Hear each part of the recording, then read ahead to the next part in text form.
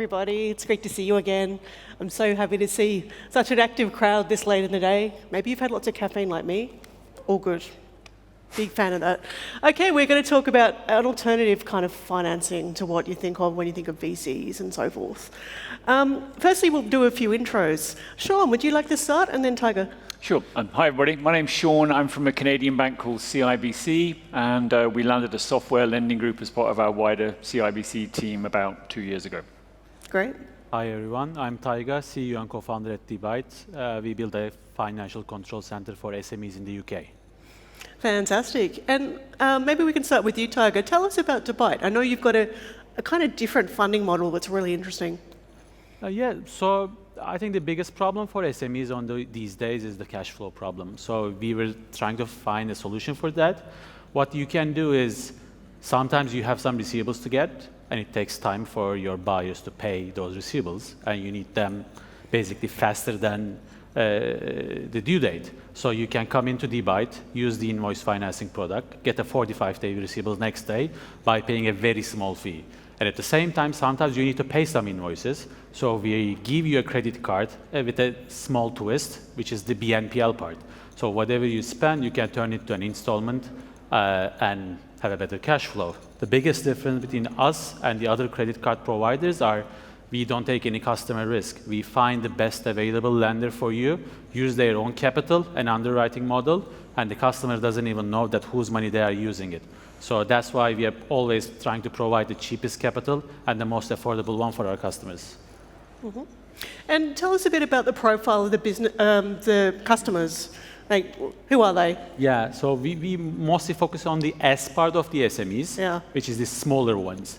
£500,000 yearly revenue to 14 million pounds are like biggest solutions, let's say.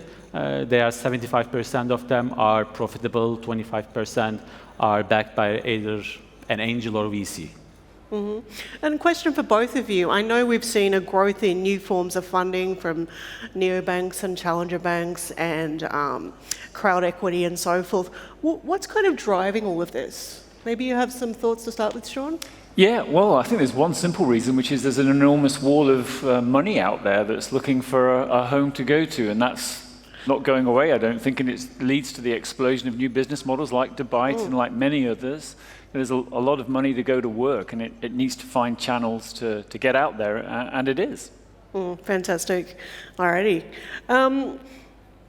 I guess another thought is, when we think of banking as an industry, it's had a pretty big downfall recently, particularly with Silicon Valley Bank. I mean, what have been some of the lessons around risk management and diversification? Probably a question for both of you.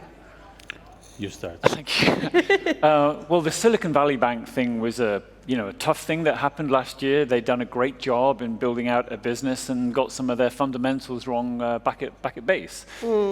I think one of the key things it brought home again and again is for a company that's looking to fund itself and do other things, it needs to diversify its source of funding and also its counterparties. Maybe too many companies had too many eggs in one basket with SVB. I'm not the first person to have said that.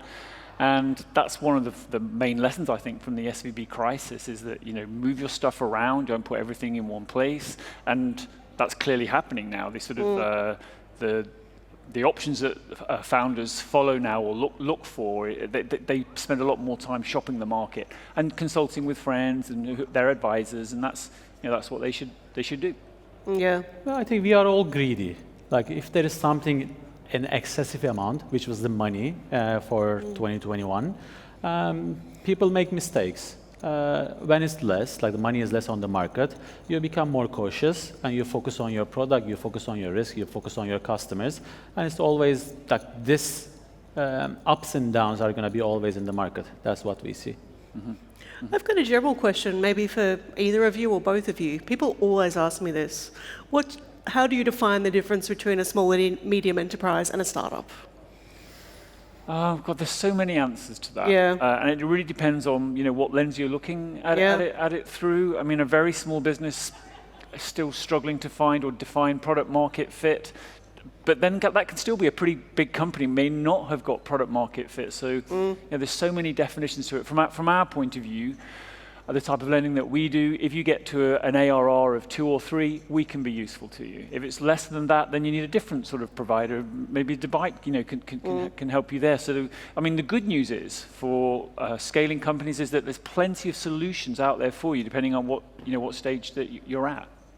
Sorry. Yeah, when we look for the small businesses versus startups, for small businesses, the most important thing is to make enough money to survive. That's what they're focusing on. Startups are focusing on growing their businesses no matter what. So in a lender perspective, startups are always more risky, but the upside is better because once you start to invest them by giving a credit card, a loan, or whatever it is, maybe this year they're going to use 50,000, 2 years later they're going to use 5 million. So it's all about building that relationship with those guys. But what we realize is small businesses mostly very neglected by the financial players, especially in the UK. So if you start to do something for them, solve their biggest problems, then there's a very long-term relationship that you build with them. Just build on that point. I think that's probably fair, that it's always been true and will probably still be true that the large banks don't have the time to focus on the smaller companies because they just don't have the economics to be able to make it work efficiently, and it's why new non-bank companies keep growing up to pick away at the lunch of the larger banks, which they're doing very successfully. I mean, most small businesses I've spoken to, and some of them may be very early stage startups with one person and a laptop, there's no CFO, There's no one who's making these financial, with the acumen to make these kind of decisions. What should they be looking at, and what kind of things would you suggest? So up to 50, 60 people that is working in your team, you're still a startup. Yeah. And you have mostly 1, 2 people working in the finance team. That's where the AI part of this fintech revolution comes in, I guess, because what we believe and what we are trying to build is, it should say, Cate, you're leaving 2 million in your Barclays bank account. Why don't we take this to a money-making yield account so that you can do 4% on your money that is sitting. Or then I think the voice is gone. Yeah, now it's better. There we go. So I think the second thing is, you have some receivables. Yeah. You have some payables. They, I don't know what the pronoun of the AI, but they need to tell you that, hey, you're going to pay salaries in the next 15 days, but you have a cash flow problem. That's what we see from your data. So you have a receivable 20 days later. Why don't you get that receivable 5 days before so that you can pay your salaries without any cash flow problem? That's where AI comes in, and that's where it changes the cost, the speed, and the help for those SMEs, because you're dealing with founders. And if you can help them with those new tools, then it's a game changer, because a founder can focus on the most important thing, which is growing the business, being a profitable one, or focus on your customers. For sure. And when we talk about returns, in a general sense, what's the timeline like for most of your customers, for example? I mean, we're all at different parts of the scaling sort of curve. So for us, we're a medium-term lender. So we're lending over 3, 4, 5 years. Our companies have got to a point where they have got product market fit and they are scaling. And we're trying to provide financing that gives them the time to grow into it. So we're not after very fast amortization. We're happy to let our companies grow into it and take time to pay it back. But the financing market is so vast, so diverse, that we're targeting growth companies. For us, we're trying to work with companies like that. You don't have to be a growth company. There's plenty of solutions for every type of business out there. But where we're seeking to differentiate is to be one of the best providers for a rapidly growing company, because our type of debt solution makes a lot of sense. Debt doesn't always make sense. Not here to say it's the solution to every problem. It certainly isn't. But we have arrived to try and provide more choice in the same way that you're providing choice for smaller companies. We're trying to provide more choice for scaling software companies across Northern Europe, which is what we've arrived to try and do, and hopefully we are.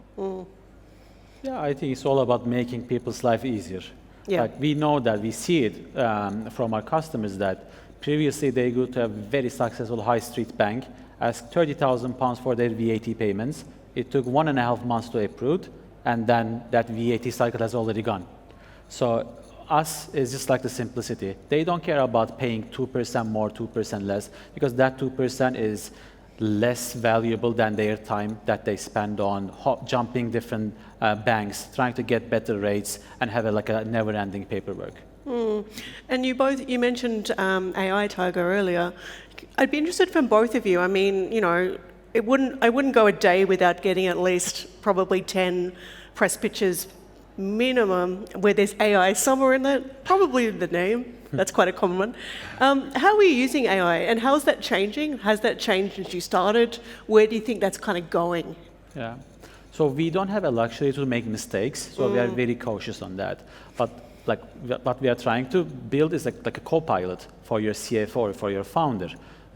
You don't have to jump around between banks to get the best rates. We should be able to tell you which bank is giving you the best rate for your money, or what you should do with your cash flow problems, how we can determine that cash flow problem, predict it, and offer you solutions. This is what we are focusing on.